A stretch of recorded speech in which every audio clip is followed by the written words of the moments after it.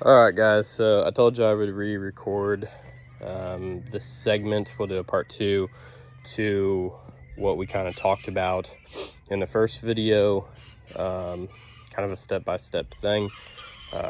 This is for exhibition showing. If you're just wanting backyard chickens, you do what works best for you. If you don't plan on showing, you just have what you guys think look pretty. For us, we are exhibition people. We've traveled Midwest. I show a lot in Kentucky, Tennessee. We haven't been to Illinois for a couple years. Ohio, Indiana. That's really where we show at. It's kind of where I kind of get boundaries to. And then if we're chasing a national or something like that, then we'll go to wherever the nationals held at. But with that being said, again, I went a little vague in the first video. These need to be educational. I've realized that now, and kind of give you guys a play-by-play. So the first thing I would do before I buy any birds, if you have birds now and you're like, man, our birds are not up to par for what we're wanting to do, is to just stop. Just stop buying birds. Go out, buy yourself an American Standard of Perfection, either an ABA or APA. I'll flip to a cutscene there. All right, guys, so these are a couple of the books that I feel are very much so needed. Some are more educational than others, but a couple of these are pretty detrimental if you're really wanting to get into showing exhibition poultry. This is APA standard. Mine's a 2010 edition. I opted into getting the Bantam standard, the newer Bantam standard. This is dropping in 2025. They said that the final revisions are made and they're ready to drop it. So this will probably be dropped around the time of the APA Nationals in 2025. I follow more or less the 2020 Bantam standard is the newest edition out when I updated my Bantam standard. And this kind of tells you exactly what you're looking for when you're trying to breed. First thing is with the APA, it gives you breakdowns, disqualifications, different types of combs, and things that you're watching out for, such as split tail. I know that's kind of big in the game birds, as well as in the leghorns. Different types of combs, what you're looking for, breaks down the anatomy, shows you a little bit more about the split wing, and all this is housed in the standard. It's pretty well, once you buy that book, it tells you basically what you're trying to aim for when you're trying to breed. We follow the Bantam standard. I feel that, in all honesty, we chase more Bantam shows than we do the poultry shows, essentially, just because I'm not raising a lot of large fowl right now. We're primarily raising the Bantams, so I'm pretty well following the Bantam standard. Within the Bantam standard, you can flip. This has every breed of active Bantams that are within the standard. And it has breakdown of the Old English game, anything as far as what the beaks are supposed to be shaped like, all the way down to the legs, the toes. That's kind of pretty well what they're going to be following when they're judging. Another nice thing about this, to save you all a bunch of money, it tells you every recognized breed, variety that there is. If you go show a BA show, these are all recognized breeds that are able to go show and compete for the breed. Another thing is, this is that book, Breeding and Showing Old English Game Bantams, Making It to Champion Row. This book is pretty nice. I bought it when I bought back in for a refresher. It shows you a lot of pictures. Jeff done a pretty solid job when writing this. I understand that there's a lot that goes into these. I try to keep them under 5, and I'm at 20 minutes right now. So with that being said, poultry press, I covered it. This is everything you need to know about the poultry press, and it show winners, what's going on in the poultry world, and essentially what's going on, which shows are going on, and who's showing this year. Another thing that we've done, I joined the ABA primarily for my leg bands, and this is really, really useful due to the fact of this shows you who's winning what. We'll use lemon blue, and these are all people who had placed with the lemon blue last year in 2024. And then it also has all the master breeders within that. It kind of helps you see who's actually at shows, who's doing well with shows, and really kind of gives you a breakdown of everything within that. People place ads in here, so if you're looking for a phone number, it's usually one of the best places to look. The next thing is, luckily for you all, I have different styles of my silver duck wings. It's something that I kept. I'm going to breed them here and then kind of pick which style I like the best, and that's period the way that my silver duck wings will look moving forward. But I kept 2 styles this year. I picked up a 3rd line off Roger Chafin. That bird's 100% Elliot Owens blood. So I brought that bird in just to play around with him, because Roger was a huge mentor to me. After all the bumps and bruises right before I got out, Roger kind of took me under his wing and kind of helped me with my silver duck wing Old English. Before then, it was all bumps and bruises. Then we would buy birds, take them to a show, they would get disqualified. We would be back to ground one about, hey, we have no clue what we're doing. All we know is we're getting beat. So I had some show cages out yesterday. I'll put my males out so you can kind of see, because the way I breed Old English, the way Roger breeds Old English, the way Tim Cox breeds an Old English, the way Treadway breeds his silver duck wings, they're all different. And that's the second thing that I would do, is I would go out, I would see what style of Old English I want. I mean, personally, I like my silver duck wings to be a little thicker, a little bit more broad, just because I feel like it carries the color the best. So that's kind of the reason why I'm leaning more towards the thicker silver duck wings. And like I said, I have 2 other males in here that I kept from 24 that they're a little sportier, a little bit more sleek. But that would be the next thing, is, hey, this is the style of bird that I prefer, and this is the bird that I want. That's who you need to be focusing on. If you like a Cox style bird, if you like a SBS style bird, if you like a Treadway style bird, you like a Chafin bird, everyone, we can all read the same book 3 times. We can be in the same room and read it 3 times. And every one of us is going to recite that standard in a different form, a different shape, a different color. So that's why I always tell people, hey, go out and read the standard. You'll know what to look for as far as defects of how you're not wanting to raise your birds. And then you'll know who exactly you need to call in order to get exhibition quality birds. Again, if you're just wanting birds, do what works for you. This is specifically trying to tell people, if you're wanting to show exhibition poultry, this is how we do it. This is how I would recommend anybody. I've told guys that have bought birds for me, hey, this is how you need to do it. I think their programs are going pretty good.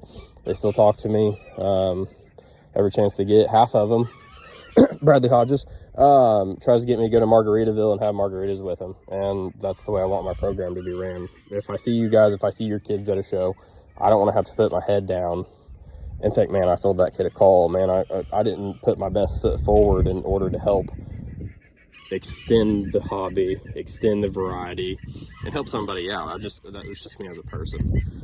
So I'm gonna put some males out, let you guys see them. We'll do a cut video here, and then we'll kind of go into a little bit better explaining different styles, different shapes.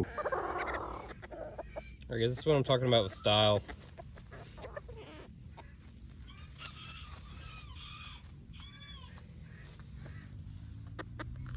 Dot. It's one of the smaller males that I kept. He's got a little bit more of a longer back on him. These were 3. He's more of a shorter back, a little bit wider in his shoulders. You can go down here. It's a straight Kentucky male.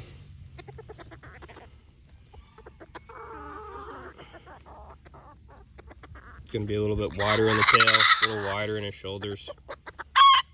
It's going to have more of what they call a tail break, where the sickles come to an abrupt stop from the back. is where if you go back to Dot, Dot has more of a flow. No abrupt tail break.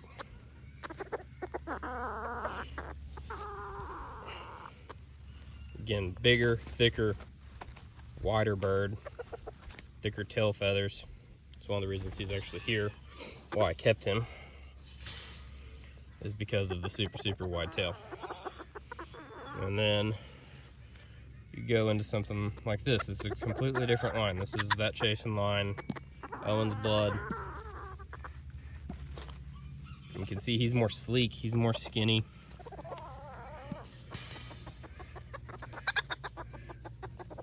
He's not nearly as wide, but he's also brilliant white. That's one of the reasons why the lines always intrigued me. That I had them for a long time. Right before I got out, I actually ran both these two lines together. Owen's Birds War is some of my favorites. So I picked up a trio of them.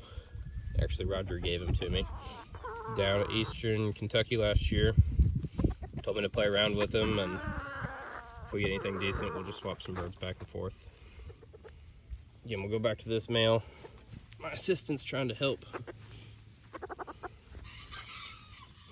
And he's a lot wider, a lot thicker in this hackle than a sleek bird. When you go back, you have a smaller bird. Dot is the smallest male that I kept, but he was also one of my favorite cockerels all year. But size hurt him a lot in the show ring. I still think he's realistically more size appropriate at times. It's like this male here gets really big. And then the bird we call 3. He's got more of length to his back. He does have a little tail break. Again, he's thicker, a little bit longer of a back. But a lot of times when you look at these things, they're all the same. So that's what I'm talking about when I say, hey, you want to pick the style of bird that you're looking for, because not everyone has 3 lines of silver ducklings that they run. I took a chance on it this year. Probably gonna have a lot of headaches this fall, but most of the time all their males that they're breeding to look the same. My pin's ready for however many birds I'm wanting. The first video, I told you what works best for me. I buy either 2 pairs or 2 trios of everything that I buy. If I'm able to buy 2 trios, that's 6 matings that I can do. So I kind of roll with that, rather than, it's actually maybe even a little greater if you're crossing males over. But 3 trios is what works best for me. I told my best friend the other night, he's wanting to buy some white leghorns. You guys call them white Dutch, but they are leghorns. I told him, I said, hey, every time I bought browns off of this man a couple times, especially as a junior, I've always lost a male. Anytime I've ever bought birds off this breeder. And I told him, I said, I would buy 2 trios off of him, because right now I've posted videos on Facebook of my Dutch, my light brown leghorns, and you'll notice that I have 4 females and 1 male in that pen. I haven't broke them apart yet. I probably should, but I just haven't, just because they all get along so well and it's taking up less pen space.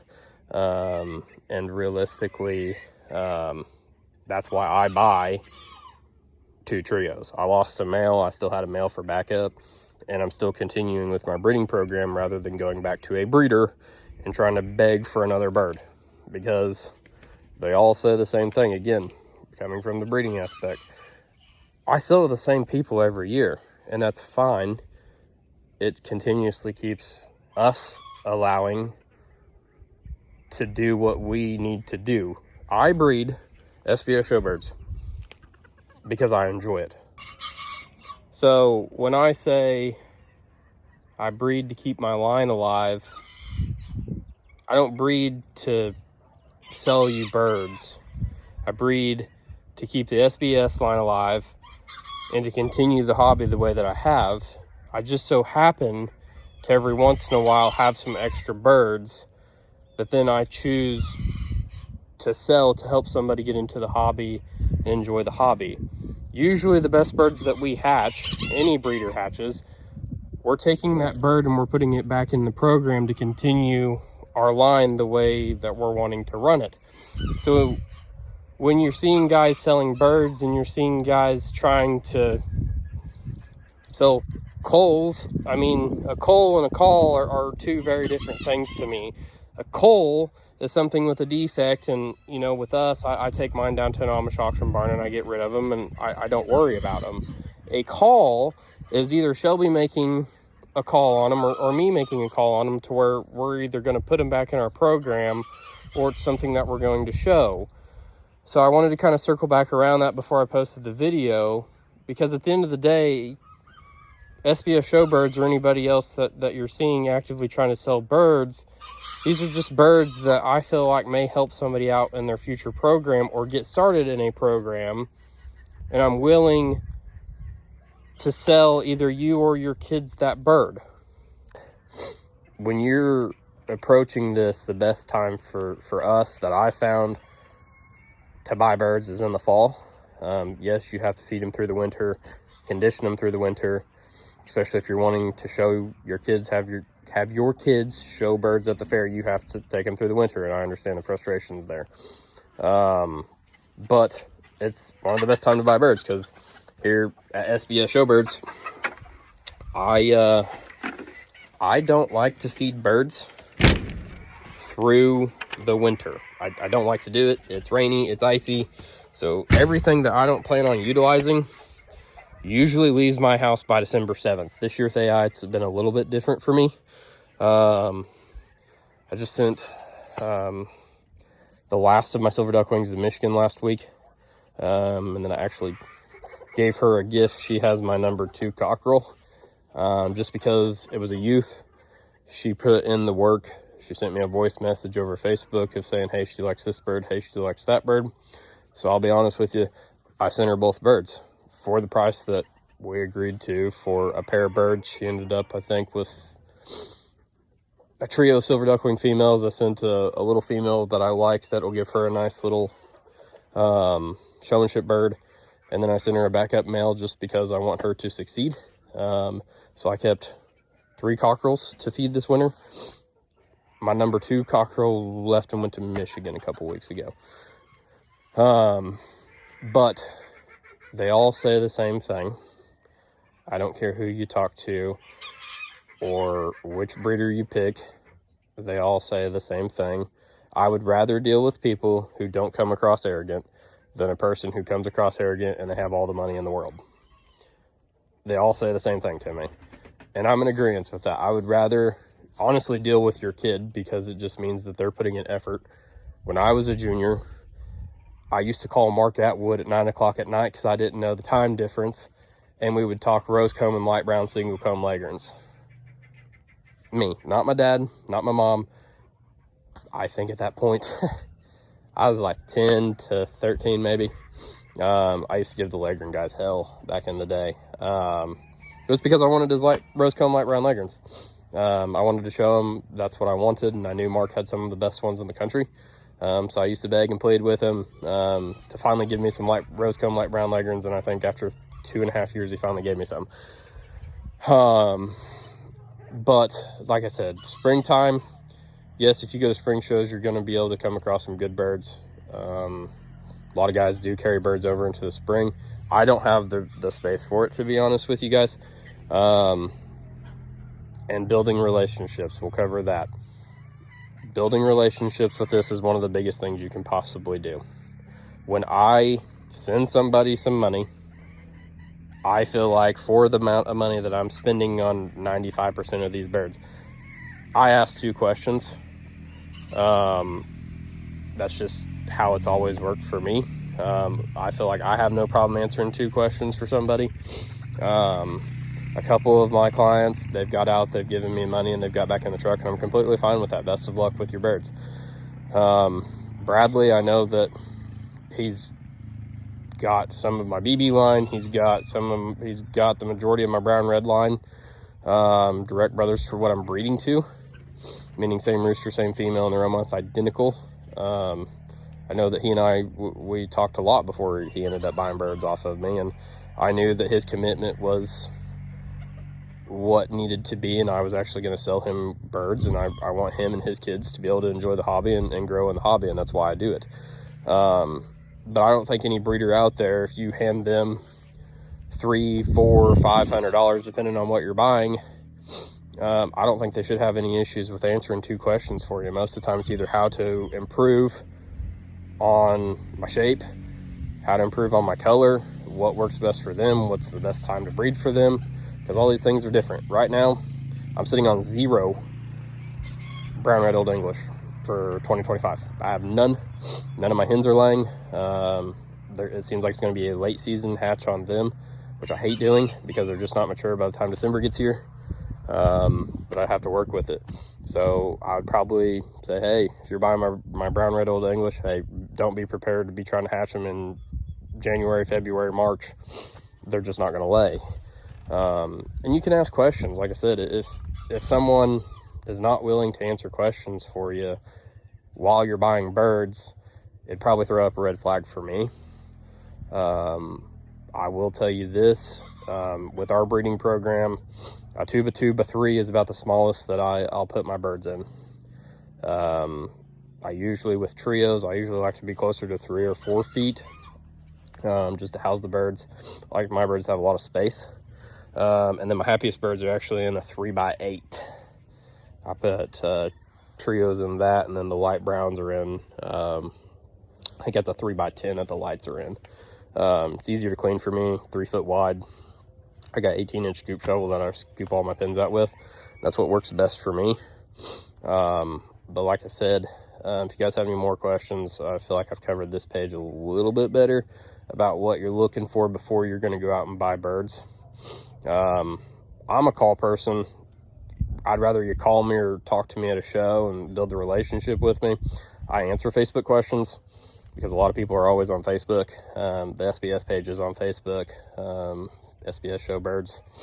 I'll answer questions, or I'll try to point you in the right direction. If I don't have the variety, I'm sure I know of who has the variety and somebody that you can trust who will point you in the right direction. But like I said, this is just what works for us. What works for Brandon and Shelby Schultz may not work for you guys. Bradley may follow every point and tip I gave him to a T and realize, well, it's just not working for me. And that's fine. He has to find out what works best for him. He was dumb and commented on my Facebook and said, hey, I want to be in the next video. So guess what, buddy? You're going to get all the Facebook calls now about how did I rip you off or anything like that. And you better tell every one of them no, because I'm pretty sure I sent you my number 3 brown red cockerel this year.